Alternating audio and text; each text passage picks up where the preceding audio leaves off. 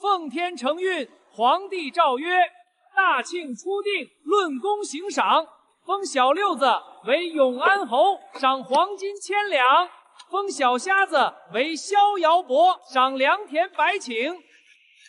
清溪，你5年刀口舔血，出生入死，这异姓王肯定跑不了。是啊，清溪，最次也得是个侯爵吧？再封军中护营黑犬为护国神犬，钦此。等等，公公是不是漏了一页？我呢？赵姑娘，皇上有旨，姑娘毕竟是女儿身，怎可与外臣同列？皇上恩典，特赐小轿1乘，从侧门抬入后宫。赵姑娘，请吧。后宫，我不去，我要见陆怀，我要我的封侯拜相。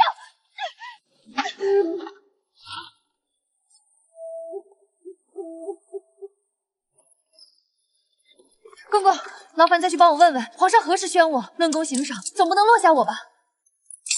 什么阿猫阿狗的都想要做主子，却不知这后宫已经有主了。有主了？谁啊？自然是孟婉，咱们庆国尊贵的皇后娘娘，那可是皇上的心尖儿。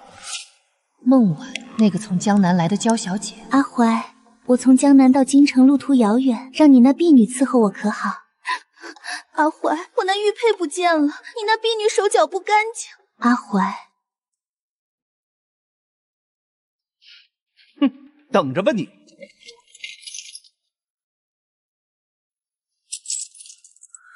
为什么所有人都以为我对陆怀是情深意重？明明我最开始的愿望是封侯拜相啊！赵丫头，别白费力气了，你陪着陛下打了5年天下，最后却落得个关进冷宫的下场。我拼了命救他，要的是封赏，只要有了银子，我家里人就不用挨饿了。谁稀罕他这破后宫啊？赵兄，今日若非你出手相救，我这废太子早就命丧黄泉了。此等大恩，我陆怀莫齿难忘。哎，客气什么？既然相谈甚欢，以后你就是我异姓兄弟，有我一口肉吃，绝少不了你一口汤。若有朝一日我能重回京城，定要封赵兄一个异姓王。在这乱世，老百姓流离失所，胆子大的才像我这样占个山头混口饭吃。不过，谁能拒绝族谱单开一页的诱惑啊？这兄弟，我拜定了。赵兄，你撑住，我一定求人救你。这几年，我陪着他征战沙场，从边陲一路杀到京城。我以为我们在为了共同的霸业拼命，直到那件事发生。开门啊！求求你们开门救救我兄弟！只要能救他，要我做什么都行，求你们了！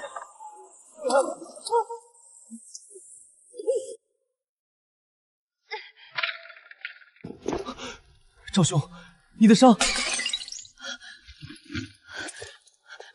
陆怀，你听我解释，我不是故意瞒着你。赵兄，你竟是女子？陆怀，我不是有意瞒你，女扮男装在军中更方便。赵兄，原来你对我如此情深意重，为了陪在我身边，你竟女扮男装九死一生。赵兄，清溪，带我回京，我娶你如何？你给我当妃子，万万不可！咱们说好的异姓王呢？我还要封侯拜相呢，谁要给你当妃子啊？不知好歹！不是封侯拜相这事儿，难道要黄？就因为你拒绝了他，所以他登基后才把你关在这儿。是啊，他觉得女人就该关在后宫，可我拼了5年命，要的是异姓王，是封侯拜相。如今大局已定，尘埃落定。清溪，朕给你一个差事，去保护孟婉。让我去保护孟婉，保护她的心上人，我应该去守护百姓。属下遵命。丫头，所以你拼了命去保护那个孟姑娘，就是为了等陛下登基，能给你封官加捐？对啊，不然呢？可我万万没想到，竟然所有人都认为我对陆怀情深意重。他们都说你是为了留在他身边，才不顾危险去保护孟姑娘的，连陛下也这么想。竟然连陆怀本人都信了，他真觉得我是为了他的爱，才甘愿受那些气呢？真是荒天下之大谬！皇后娘娘驾到！见到本宫，为何不跪？放肆！一个身份低贱的村妇，见了皇后娘娘竟敢不跪！来人，打这贱婢20个板子！住手！这毕竟是皇上的救命恩人，怎可如此薄待？传出去，倒显得本宫容不下人了。皇后娘娘，这皇上如今在何处？可愿见我好讨要些赏赐。真是不自量力！真正的功臣早就赏完了，你以为自己是个什么货色？凭你也想借机爬床进入后宫？实话告诉你，皇上正与大臣有要事相谈，自然没工夫理你这种人。陆怀，你这是铁了心，不想给我封宫了？哼，怎么被戳穿了心思，无话可说了？滚开！妹妹，本宫今日顶着帆寒过来，只是想来教你一些后宫规矩。你怎能如此蛮横无理，竟连本宫身边的人都打？省省吧，我没心思看你演戏。我不跟你们废话，我亲自去陆怀那儿问个清楚。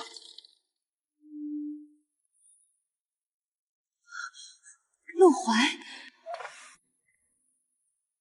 赵清溪，你在这闹什么？陛下，您别怪妹妹，是臣妾不好。妹妹只是因为太久没见到陛下，太过想念，一时情急，这才冲撞了臣妾。赵清溪，婉儿身子娇贵，她要是有个3长2短，我要了你的命！你动辄打骂宫人，甚至对皇后动手，你现在的行径和山上的野人有什么两样？山上的野人，哼，这就是我九死一生追随了5年的郡主。陆怀，现在已经山穷水尽了，我们山中野人打仗，有些上不得台面的招数，若是将水烧至滚烫，再泼洒至敌人的身上，不出3日，伤口必烂。赵兄怎能自比山中野人？赵兄此计虽奇，却能解我军之围。赵兄之才，陆怀拜服。当初山穷水尽，我献计用滚烫热水守城的时候，陛下可不是这么说的。那时候，陛下还夸我有惊天画地之才。如今江山坐稳了，我这个救了陛下狗命的功臣，就成你嘴里粗鄙不堪的野人了。陛下息怒，赵姑娘想必也是一时着急了。毕竟她这些年为了陛下立下了汗马功劳，九死一生。如今陛下登基，也确实该给赵姑娘一个交代才是，免得寒了功臣的心。功劳，挟恩图报，真是恬不知耻。挟恩图报，看着他如今这般高贵神圣、冷酷无情的模样，真让人难以想象。5年前，他被贬为庶人，满身是伤的倒在我的山门前，像个乞丐一样求我救他命的时候。赵清溪，朕念在旧情上，本想给你一条生路。你身份低贱，本不配为妃，朕顶多让你做个末等答应。但今日你冲撞了皇后，必须先在皇后门前跪上3日，向她磕头道歉。不，自是不敢，我自是不敢，肖想能入后宫。陛下，您快收回成命。不入后宫，那你想要什么？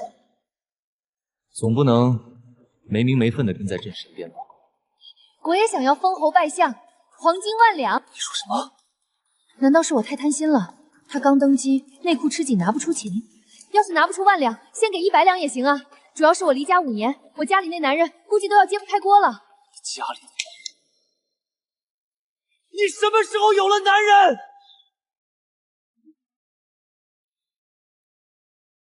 就5年前啊，为了帮你打天下，我总得借兵借粮吧。当年陆怀成了弃子，我太想有权有势了，于是一咬牙，瞒着他和敌对的债主沐风搞了联姻。贤夫扶我青云志，我还贤夫万两金，等我打下江山，一定带钱回来包养你。好。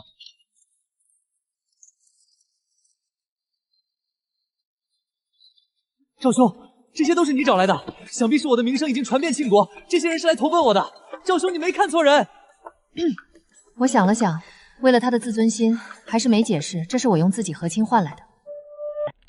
你当年是拿自己去联姻才换来的兵马，你宁愿嫁给一个山野村夫，也不愿做我的妃子。这有啥好比的？他给钱给兵，能帮我封侯拜相啊。所以皇上，咱什么时候把账结一下？我的侯爵印誓，还有那100两黄金，能兑现了吗？我得赶紧回家过日子呢。放肆！你入我后宫，生是我的人，死是我的鬼。想要钱，想要侯爵，做梦！陛下何必动这么大高火？陛下和皇后娘娘大可把心放回肚子里。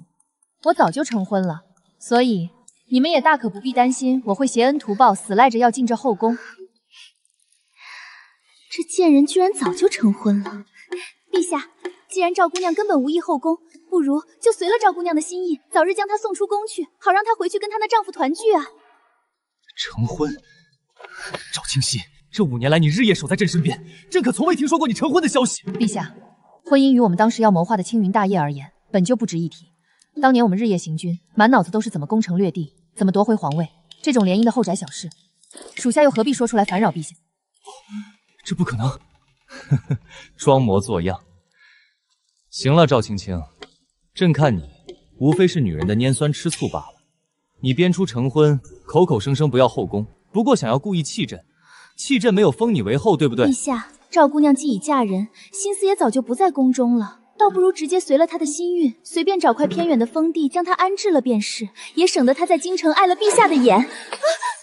陛下，您推臣妾。赵清溪，朕劝你适可而止。朕明确告诉你，朕心中只有婉儿一人，这大庆的后位只能是她的，你这辈子都休想越过婉儿去。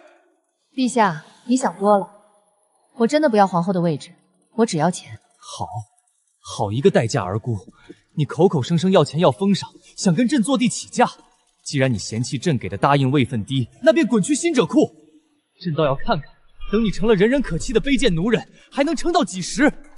把他给我押下去，贬入新者库为奴。朕要将他身上的锆骨一寸一寸的敲碎。哎，买卖不成仁义在，不给钱怎么还扣人呢？我还你个老赖！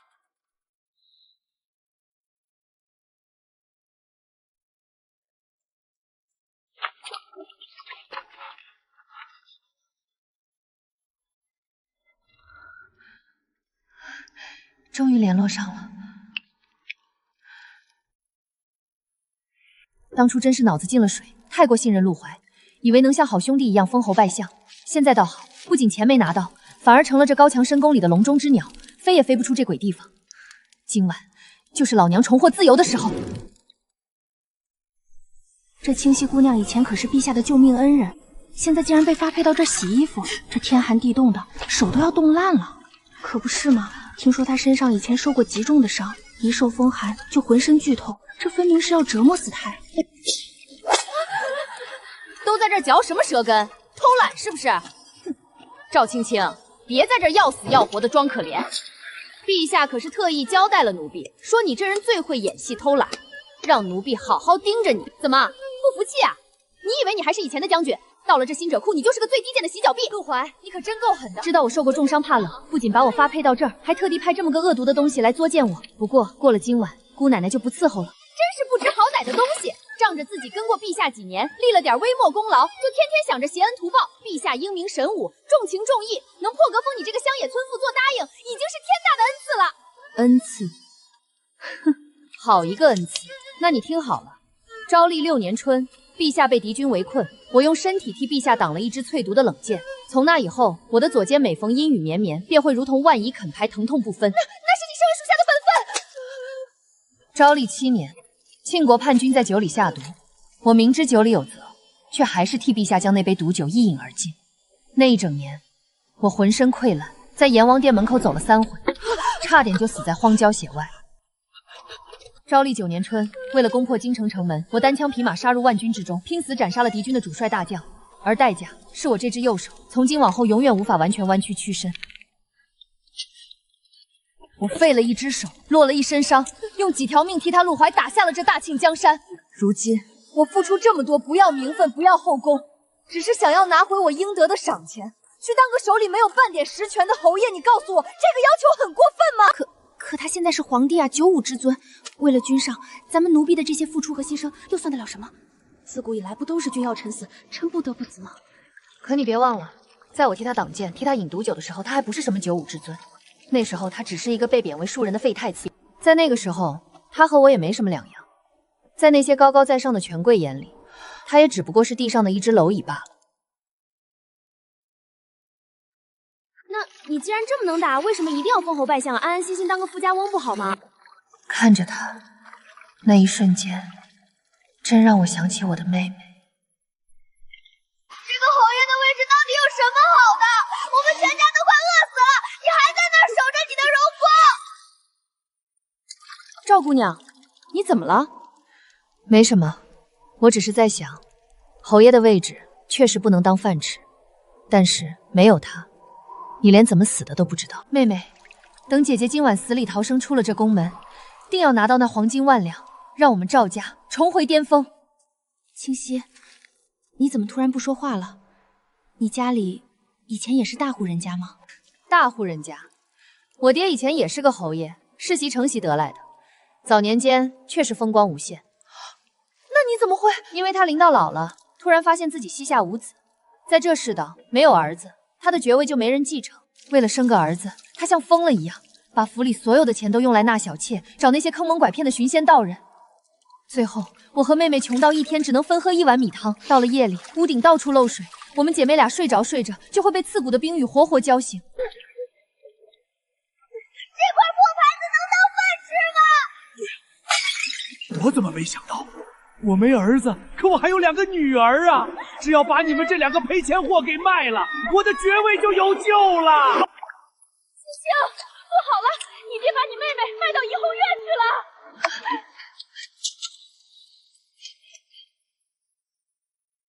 我爹呢？那个自称侯爷的老家伙在哪儿？他把我妹妹卖到哪儿去了？别喊了，那个死老头子刚刚在后院死透了。临死的时候啊，手里还死死抠着那张盖了章的卖身契，满嘴都在恨他那个世袭的爵位没人继承，断了香火了。他怎么能这样？为了一个生不带来死不带去的侯位，连亲生女儿都卖。所以我拼了命的跟着陆怀打天下，我就是想爬上去，亲眼看着这个能逼死我全家的侯位他娘的到底有什么好的？谁不想要权力？在这吃人的世道，难道你不想活得像个人？他陆怀牵着的一条狗都成了威风凛凛的神犬，到了我这儿，轮到我赵青星时，就要感恩戴德的去做他的妾，当个什么卑贱的答应？我替他卖了5年的命，废了一只手，落了一身伤。你告诉我，这到底是给功臣的恩赐，还是老娘的惩罚？嘘，我的祖宗位，你疯了？这可是要掉脑袋的，快别说了。什么说不得？青青，快跪下！你说，你怎么就是这么阴魂不散，长了这么一副粗鄙尊容，为什么就是能死死勾住陛下的心？我在外行军漂泊数年，风吹日晒，的确不是个能讨男人欢心的模样。可这堂堂皇后偏偏就揪着我不放。皇后娘娘，属下从未想过要入宫，更无心与您争宠。我留在这儿，只是在等我应得的封赏。封赏？到了如今这个地步，你这贱人居然还想着封赏，你应该庆幸，毕竟你现在还活着。你这是什么意思？陆怀到底要做什么？看赵姑娘被蒙在鼓里，什么都不知道呢。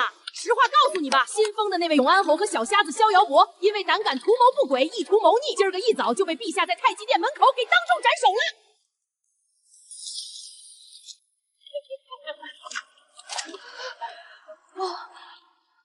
这不可能，他们怎么可能会谋逆？陆怀他怎么敢？那小六子还是个没籍贯、连婚配都没有的孩子，他平日里总是屁颠屁颠的跟在陆怀身后，满眼崇拜，一声接一声的叫着兄长，他怎么可能会反他的兄长？兄长吃这个，这个最甜。那个小瞎子什么都看不清，每一次行军打仗，陆怀害怕了，都是小瞎子第一个站出来，摸索着拿出签筒补上一卦，说陆怀是天生的君王。陛下，上签也是天命所归啊！可是根本没有人知道，小瞎子那签筒里为了哄陆怀开心，装的全都是上签啊！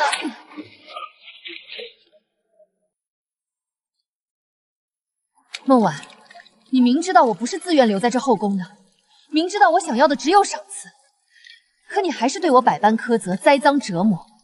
你做这些，不过是因为你是个懦夫，只会守着你那可怜的后位。你根本不敢去质问陆怀，只敢像个疯狗一样把所有的怨气都发泄在我的身上。闭嘴！你这个贱妇，你懂什么？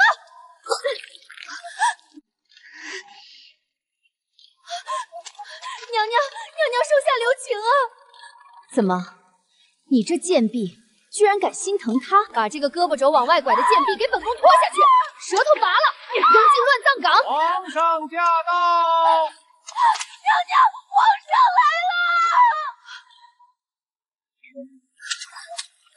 臣妾只是想让赵姑娘知道这宫里的规矩，好让她以后更乖顺、更死心塌地一点。婉儿想要什么，便放手去做。你瞧瞧，本宫就说你错了吧？本宫是大庆的皇后，你拿什么跟本宫斗？清溪，生气吗？疼吗？只要向朕服个软，低个头，朕立马废了孟婉，封你为大清唯一的皇后。你觉得如何？皇上，你不能这么对臣妾，臣妾陪了您这么多年，臣妾的外祖家为了您登基出了多少力，你怎么蒙回来这个错付，废了臣妾？只要你点头，到时候你想怎么折磨朕，朕都随你。对了，你那个所谓的乡野丈夫，朕早已派人去杀他，你不必担心日后有人说三道四，更不会有人敢议论你的清白。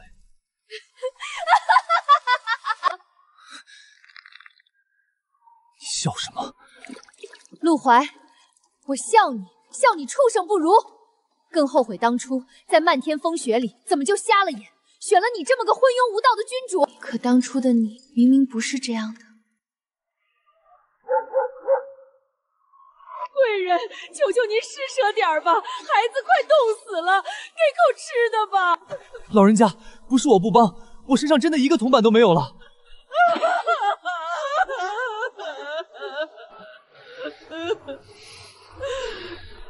老人家，这个拿去，快去换些吃食和厚衣服，救孩子要紧。作孽呀，那可是前太子，被贬为庶人了还这么心善，真是个好人。前太子倒真是一个良善的人。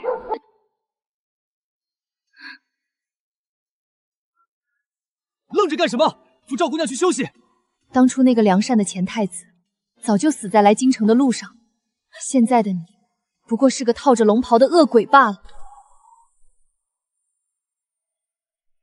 赵兄，你不知道，我那母后当年是父皇强娶进宫的，她每日郁郁寡欢，以泪洗面，最后生生熬死在冷宫里。我父皇昏庸无能，荒淫无道，弄得天下民不聊生。我曾发誓，若有朝一日我能登上皇位，定要推翻这一切，让百姓安居乐业，人人有饭吃。可我如今被贬为庶人，在这个破山寨里苟活，根本就是个废人一个啊！今日在门外，那个老妇仅仅为了抢一碗掺了沙粒的米粥，就跟人哭闹不休，被打得遍体鳞伤。赵兄，我看得心里发酸啊！这天下怎么会变成这个样子？陆怀，你哭什么？既然有这抱负，我赵清溪陪你打天下。陆怀，你当了皇帝，可你还记得你当年哭着对我说过的那些话吗？你现在跟那个强娶你母亲，让你母亲每日以泪洗面的昏君，又有什么分别？你逼我进宫，你杀我兄弟，你就是个不折不扣的畜生！赵清溪，你骂得对，朕确实变了。朕年少时，父皇便告诉过朕，朕是天子，普天之下莫非王土，朕想要什么都能得到。所以，朕给你两条路，要么今晚你心甘情愿地挥身于朕，做朕的答应；要么独酒一尊，是想继续成为朕的兄弟，让你的头颅和永安侯永璋皇一样并排挂在城墙上示众，还是成为朕的女人，在后宫里享受一人之下万人之上的尊贵荣华？赵青青，你自己选。我愿意伺候皇上。好，朕今晚在寝宫等你。委身于你，陆怀，你做梦！今晚就是我彻底离开、重获自由的时候。清溪，陛下为了你，居然直接把皇后娘娘赶去了冷宫，还把你安置在这原本属于皇后的寝宫里，这可是我一辈子都没见过的华丽啊！是啊，真华丽。可我看着这满屋子的金砖，只觉得万分荒谬。荒谬？陛下这般看重你，难道不好吗？福临，你以为他是因为喜欢我、看重话才这么做的？难道不是吗？我陪着他并肩作战5年，我从未怀疑过我们并肩作战九死一生的兄弟感情。可我不得不承认，是我看错了人。陆怀这样的人，他的血是冷的，他根本没有感情。直到这一刻，看着小六子和小瞎子的下场，我才真正的心如死灰。陆怀，你想要一个听话的近路，想要一个能随时满足你掌控欲的泥塑，那老娘今晚就送你一具冰冷的尸体。皇上驾到！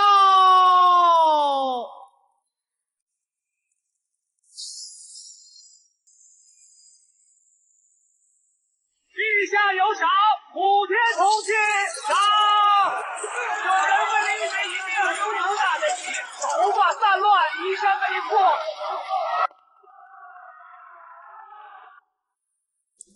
贤夫扶我青云志，我还贤夫万两金。夫君，清溪要回家了。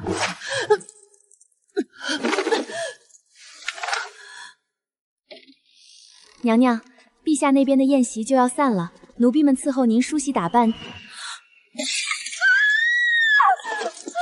后娘娘，不好了，娘娘没气儿了，快来人啊！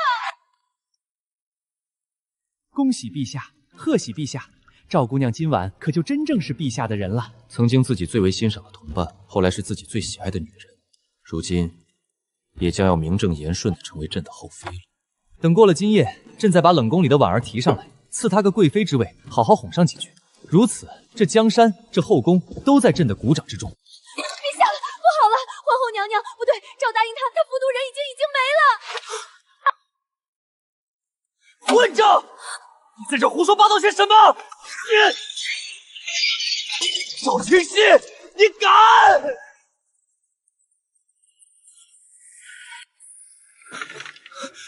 不，这不可能！你不是最惜命了吗？赵清修，你那么怕死的一个人，怎么可能会自杀？哎，赵兄，要是哪天你被敌军给抓去当了人质，拿来威胁咱们陛下，你该怎么办？那还用问？老娘啊不，赵兄我直接认贼当父，当场投靠敌军。你们可别指望我尽忠，我这条命啊，对老赵家来说可值钱多了。开玩笑的，真要到了那一步，为了不给兄弟们添麻烦，实在不行我就自杀。到时候陆怀你当了皇帝，可千万别小气，高低得追封我一个光宗耀祖的忠贞侯啊！赵清溪，你赢了，你用死来报复朕是不是？朕是杀了小六子，朕是杀了小瞎子，那些陪朕出生入死的弟兄们，因为权力，朕一个都没留。但我从没想过要你死的，朕不想要你的命，朕只是想要你一辈子留在朕身边而已啊！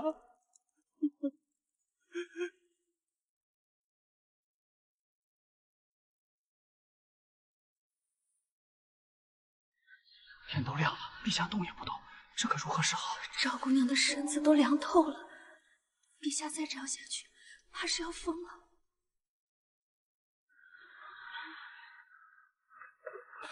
启奏陛下，谥号编修虽未行册封大礼，但陛下宜将昨夜已有口谕立其为后。微臣斗胆请示陛下，不知陛下要给娘娘定个什么谥号？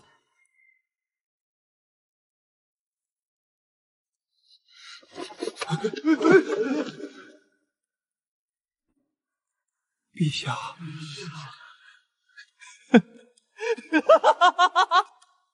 赵清修，你以为你死了，朕就拿你没办法了？你以为你死了就能彻底摆脱朕？他到死都想要光宗耀祖的侯爷之位，他最想要钱，最想要黄金万两。既然如此，朕就偏偏不给。朕不仅不给他追封半点爵位，不给他1文钱的烧纸，朕还要给他定一个普天之下最下贱、最恶毒的谥号。朕要将他的罪行昭告天下，朕要用这史书铁笔让他遗臭万年。朕要让生生世世的后人都唾骂他赵清修是个挟恩图报的妖妇。清修，你听到了吗？朕要让你生生世世恨着朕，记得朕，你休想逃出朕的手掌心。启奏陛下，这下葬的大礼已成，不知要不要派国寺的方丈前来为娘娘做一场法事超度，好让娘娘在九泉之下。不必了，超度，朕偏偏不叫他在地下也得安生。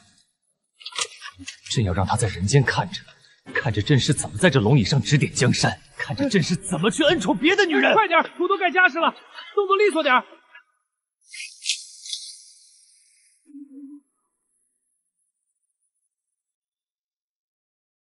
起驾回宫。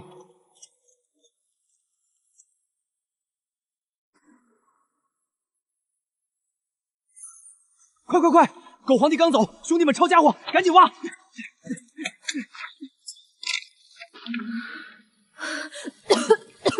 大当家的，你可算活过来了！雪琪、大强，你们怎么都落魄成这样了？我本以为我足够坚强，我以为我只爱黄金，可看着这些至死都护着我的弟兄，我真的撑不住了。陛下，臣妾昨夜梦见仙子，说京城的星光太暗，臣妾也想看看那9天之上的星星到底是何模样。传朕旨意，立刻为皇后修建一座100尺高的摘星阁，全楼皆用金砖铺地，玉石做梁。陛下万万不可！如今新朝刚立，根基不稳，边境百废待兴，国库早已空虚。此时动巨资修建100尺金玉摘星阁，真是要动摇国本啊！请陛下三思。放肆！朕是天子，朕想建什么就建什么，轮得到你在这指手画脚？陛下，若见此阁大清威仪，皇后此举分明是忤逆朕者死！来人，将他拖下诛亲九族！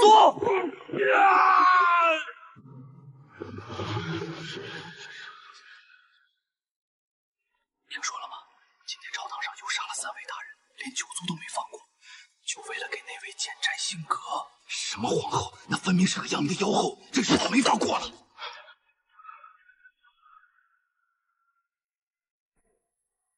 大当家，京城现在都传疯了，说陆怀为了那个孟婉，天天在朝堂上杀人。咱们真的现在走？此时不走更待何时？陆怀现在就是个疯子，京城现在是风口浪尖，咱们先回老家避避风头。不过临走前，总得给这位新帝送上一份大礼。去，信上的话在京城传开。弑父篡位，不忠不孝，神明听闻必定诛之。大当家的，走，回乡。这招绝呀！大当家，你这老宅子5年前被那群讨债的给掀了，如今竟然只剩下这么个小窝棚了。留个窝棚就不错了，起码有个落脚的地方。走吧，去河边洗把脸，风尘仆仆的。哎，你们瞧见没？那个窝棚里住着的病秧子，天天来跟咱们抢位置洗衣裳。可不是嘛，一个大老爷们儿，偏偏天天窝在咱们这妇人堆里浆洗衣物。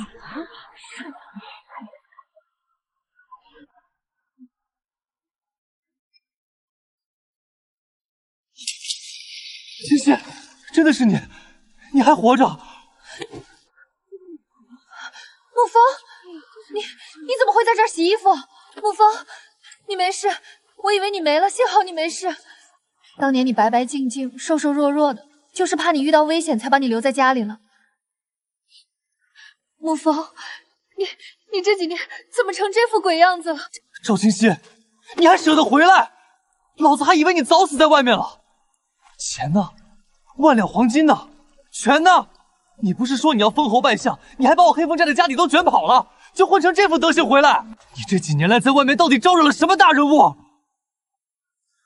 你知不知道，这大半年来这破镇子上杀我，想要老子命的杀手，前先后来了整整10几波。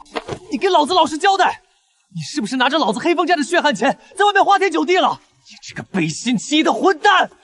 哎，姑爷，你快别摇了，这事真不怪我们大当家，我们大当家也是受害者啊。你是不是在外得罪什么人了？你呢？受伤没有？这事可真是说来话长，不过要是长话短说嘛，那就是狗皇帝不当人子，过河拆桥，咱们兄弟拼了命，才把大当家从皇陵里扒出来的。你是不知道那狗皇帝有多狠，连给小六子、小瞎子封了官之后，都能随便找个借口把他们当众斩首。要不是大当家机警，提前藏了颗假死药，咱们今天连大当家的尸骨都摸不着。那狗皇帝根本就是个卸磨杀驴、没有心肝的冷血畜生。百姓永远斗不过掌权之人，那位置太高，高到能把一个人的人性全部生生吃掉。算了，咱们黑风寨的仇，还有被那狗皇帝卷走的那些人马钱财，老子也不打算要了。我现在只想安心守着这几亩薄田种地。清心，往后我们好好过日子吧，没有黄金万两，没有封侯拜相，只要能平平安安也就够了。好，咱们就好好过日子，好好过日子。粗茶淡饭，陆怀杀我兄弟，夺我大业，甚至派人追杀沐风。这笔账要是不算清楚，我赵清溪这辈子都枉为九死一生的沙场女将。哎呦，小兄弟，歇会儿，快下来喝口凉茶。真是多亏了你们这几个后生，不然大娘这屋顶啊，今晚一落雨，又得漏得没处落脚了。大娘不碍事儿，几锤子的事儿马上就好，你先回屋歇着吧。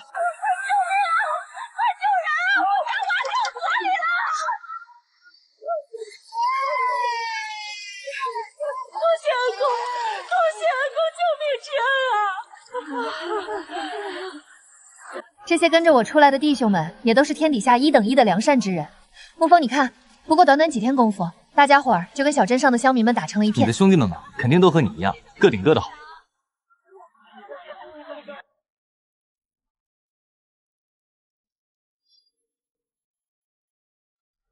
清溪，你最近总是心事重重的，是在想京城的事，还是在想那魏德的封赏？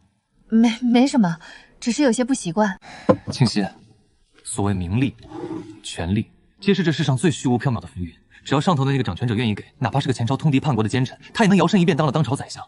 可他若是冷血无情，即便是你为了党建引渡，他也不会施舍给你半分。可这土地啊，是天底下最忠厚、永远也骗不得人的东西。只要你肯出力，种什么他就老老实实给你什么回报。名利虚妄，不如这一日三餐脚踏实地。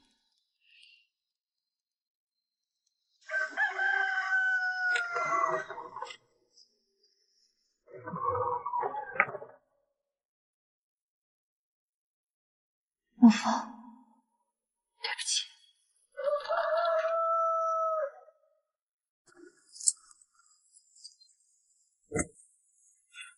大当家的，这都快吃午饭了，你可真是能睡。老娘天生就是享福的命，不像你，天生一副劳卒命。日子这般悠长闲慢，每天睡到自然醒，吃着香甜的果子，看着眼前的良田和能干的男人，往事好像荷叶上泻过的水，似乎真的在这小镇里留不下一点痕迹。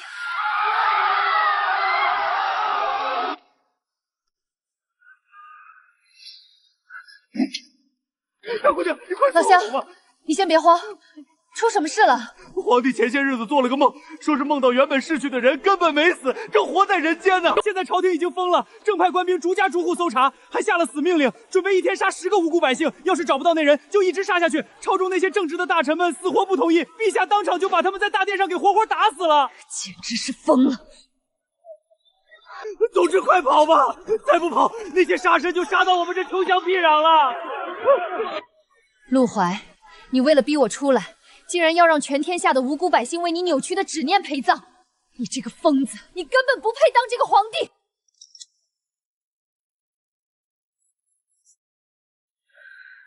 陆怀，你既然这么想找到我，那我就亲手送你上路。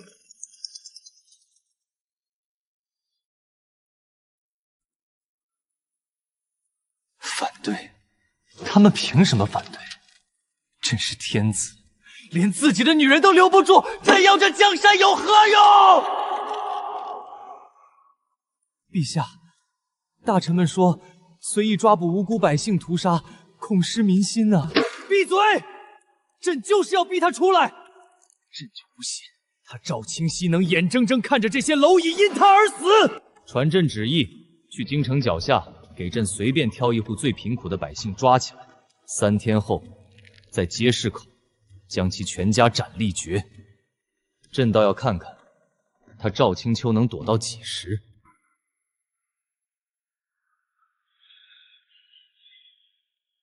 混君，真是个不折不扣的混君啊！这日子，老天爷是不给我们留活路了。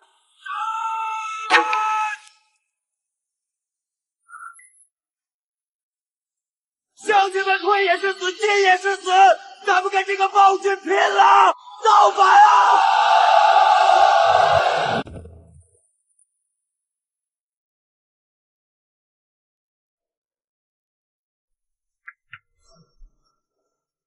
谁？大当家，是我。局势如何？大当家，早已乱了，朝堂血流成河，百姓流离失所，怨声载道。天下义军已然尽数联络土档，南北各路兵马整装待发，粮草、探子、通路全部就位，只差一个能镇住全局、统御3军的主帅。众人心里唯独认你。我们随时可以起兵伐暴君，推翻陆怀的暴政，特地赶来等你号令。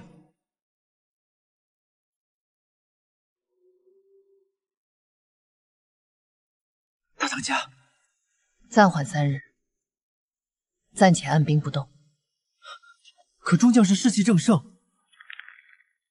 是，那属下就在义军驻地等候大当家号令。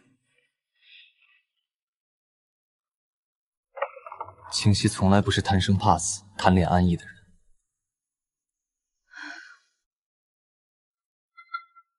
他半生戎马，心怀苍生，绝不会眼睁睁看着天下百姓饱受暴君所害。他怕乱世再起，雷击我的性命；怕一身杀伐再起，打碎我们安稳的余生；怕此番出山，从此山河动荡，再无归期。我不愿让他困在大义与情爱之间左右为难。他有苍生要护，有乱世要平，我便替他守好这方小院，守好他的退路。家里有我，他只管安心去。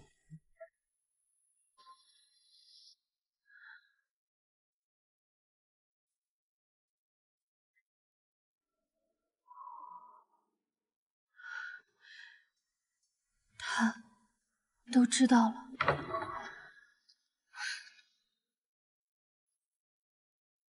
醒了，粥还温着，先吃点东西。沐风，你昨夜的话，我都听见了。你该去的。可是我走了，你怎么办？这院子，这田地，还有有我呢。东边那几亩地，我今早已经托给老周大哥了，他答应帮咱们照看。福陵那边我也去说了，让他平日里多过来走动，帮着看看院子。她一个女孩子家，有个照料也好。你这个人，怎么什么都安排好了？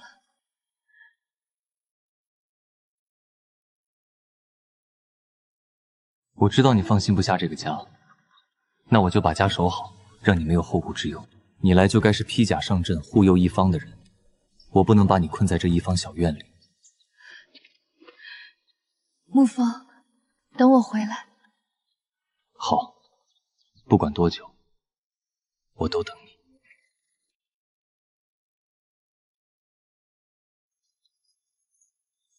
咱们这一路打过来，连克数城，狗皇帝的官兵根本不是对手。那是自然，为首的大当家可是真正的天命之人。陆怀，你以为你高居庙堂就能随意主宰百姓的生死？可你却忘了，能载舟的江水，亦能将你腐朽的帝王之舟彻底撕得粉碎。哥，那可是神仙属意的天命军队，一路上百官墙、百姓营，咱们真要替那暴君挡道？挡个屁！狗皇帝连自己人都杀，开城门迎天军！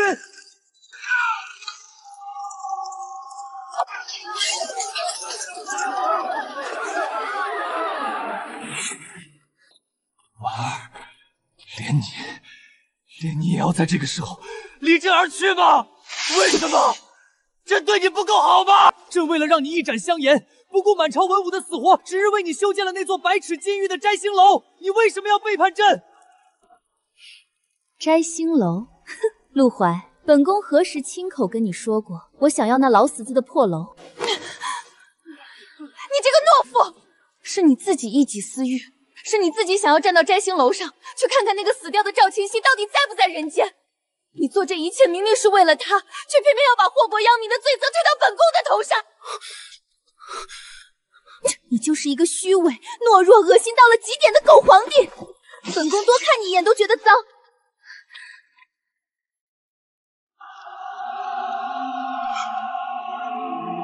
这位皇后娘娘平日里十指不沾阳春水，当年从江南进京时那排场，连路上的衣食住行都要赵姑娘给她伺候到最好，哪里懂得这逃命的道道？是啊，在乱世里穿成这样，简直就是一块活肥肉，怕是刚出宫门就要被乱刀砍死。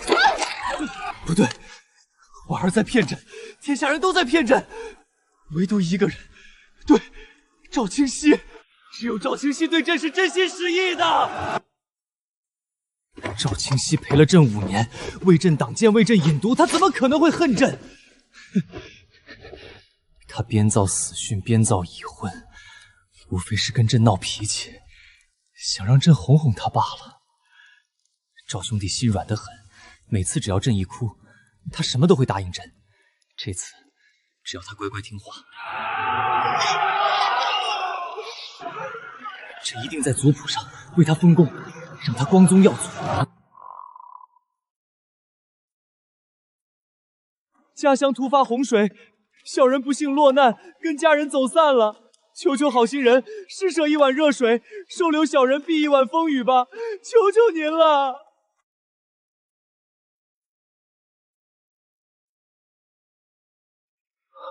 清溪，真的是你，你果然没死。仔细搜，那昏君穿着太监衣服跑了，绝对就在这附近。搜！知县，快让朕进去，快把门关上。朕知道你最心软了，只要你这次救了朕，等朕东山再起，朕封你为后，给你天大的封赏。快啊！大雨、黑夜，还有这一声声卑微的哀求，简直和5年前我救你时的场景一模一样。当年我就是被你这副摇尾乞怜的可怜模样给骗了，最终给我的兄弟们，给我自己酿成了家破人亡的滔天大祸。赵清溪，你骗我！你这个贱人！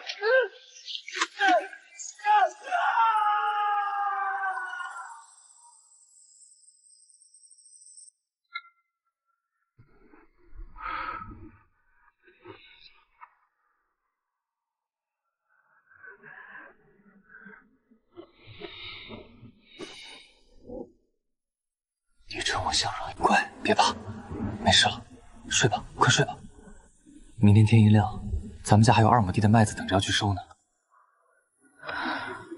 终于结束了，这一次我真的回家了。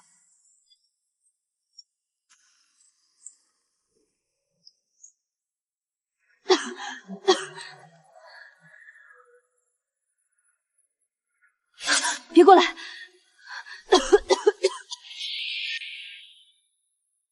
我如今落得这般下场，正好遂了你的意。你不是恨我吗？现在我这条命就在这儿，你拿去吧。我现在是村里的村医，手头的药是给香菱治病用的，见死不救对不起我这身本事。2条路给你选，要么跟我回家养病，要么拿了这药自己在这儿等死，你随便选。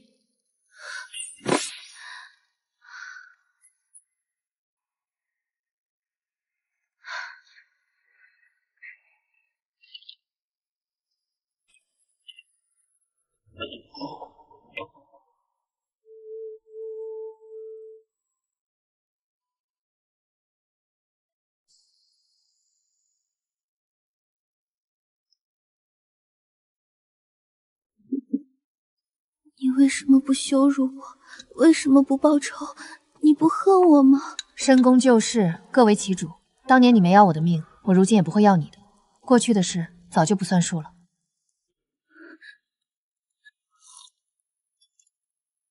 这大半年，我一路往南逃，挨过地痞的打，抢过乞丐的剩饭，冬天躲在破庙里，好几次冻得以为自己醒不过来了。活着比什么都强。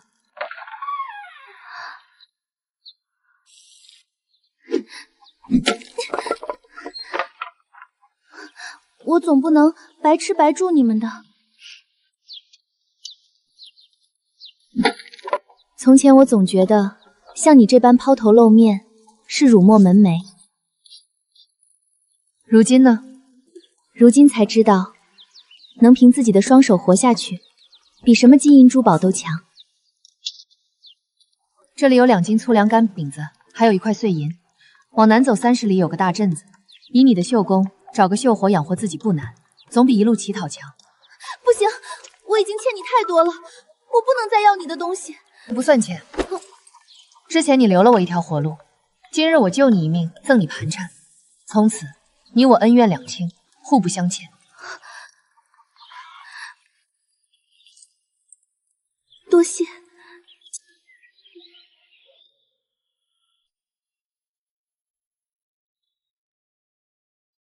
就这么让他走了？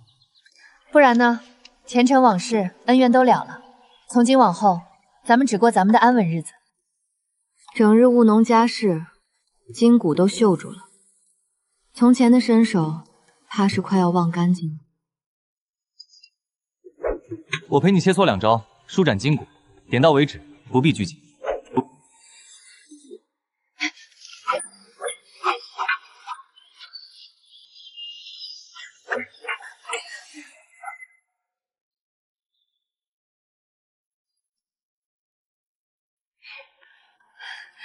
你故意放水了？本就是陪你舒展筋骨，何苦全力以赴累着你？输赢从来无关紧要，你尽兴便好。清溪，你前半生颠沛流离，看尽人心良劣，见惯算计纷争，从不轻信旁人承诺。可如今风波尽散，岁月安稳，我想再与你补办一场婚礼，朝夕相伴，搭伙度日。往后，生同裘，死同穴，我护你一世安稳。届时别嫌我饭量大就成。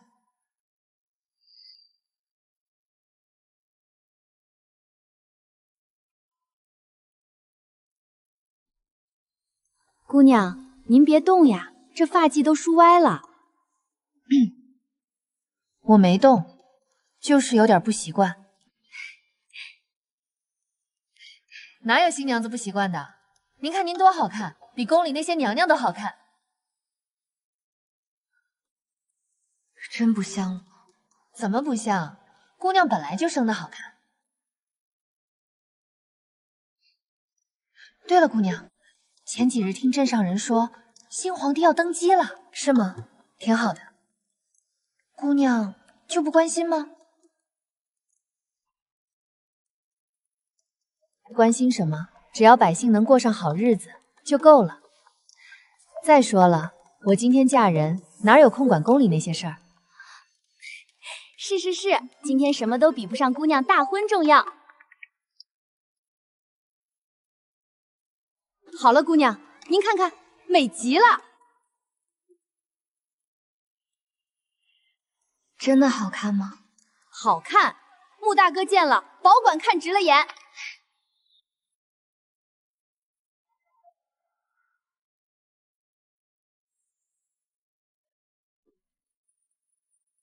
姑爷，大喜的日子你躲这儿干嘛呢？弟兄们都在堂屋等着闹新郎呢。马上就好。你这手也太巧了吧，给大当家的。他命里带煞，带个桃木的，压一压。你还信这个？宁可信其有。说真的，把大当家交给你，我们这帮弟兄都放心。你是个实诚人，对他好，我们都看在眼里。他想要的安稳，我给他；他放不下的过往，我陪着他。好。哎，我说穆兄弟，你跟大当家谁先看上谁的呀？他刚来的时候倔得很，还嘴硬。一拜天地，二拜高堂，夫妻对拜，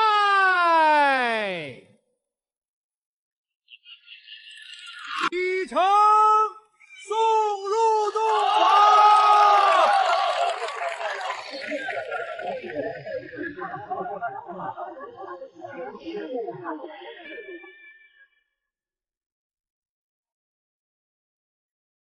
赵丫头，沐风，快别干了，出事儿了！村长叔，怎么了？跑这么急？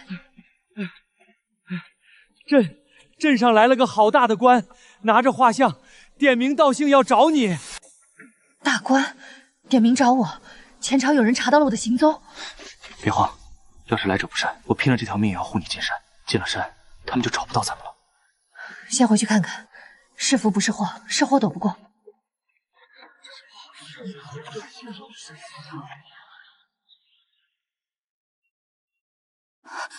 长公公，姑娘，别来无恙啊！你怎么会找到这里？你来抓我？姑娘误会了，老奴怎么敢？老奴这次来是奉了我家新主子的命，专程来给您送个东西的。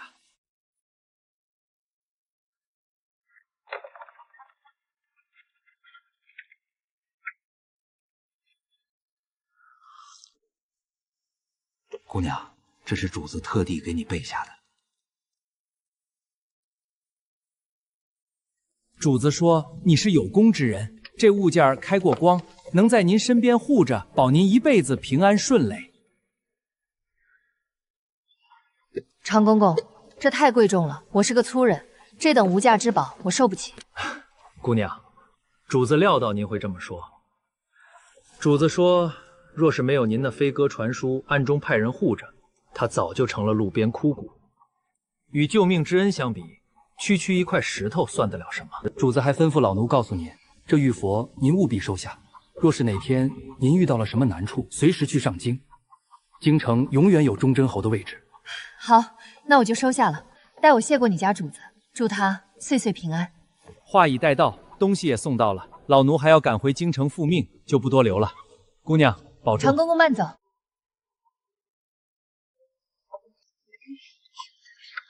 哎呦，你们是不知道，京城那边又出惊天大新闻了。新帝登基，翻看前朝旧宗，居然亲自追封了一位奇女子为女侯爷。天爷呐，女侯爷！自古以来哪有女人封侯的？大娘，您快给咱们讲讲，这到底是怎么回事啊？大娘，那女侯爷跟前朝皇帝啥关系？嘿，听说啊，这个女侯爷原先在前朝皇帝陆怀还是废太子的时候，就跟着他打天下，立下了汗马功劳。可谁成想，那陆怀登基论功行赏的时候，不仅不给封官，反而非要强逼着人家进宫，当一个最下贱的末等答应。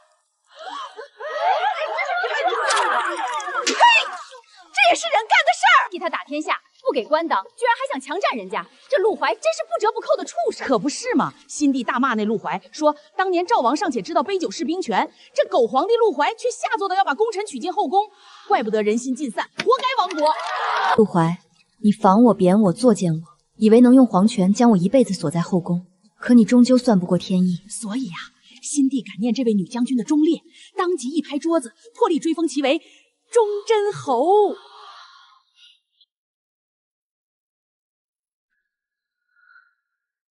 清溪，地里的麦子收完了，回家吃饭了。来啦，今晚我要吃3大碗饭。哎，大娘，你刚才说了半天，那立了大功被新帝追封的女侯爷，她到底叫什么名字来着？哎呀，你瞧我这记性，刚才还记着呢，好像叫什么来着？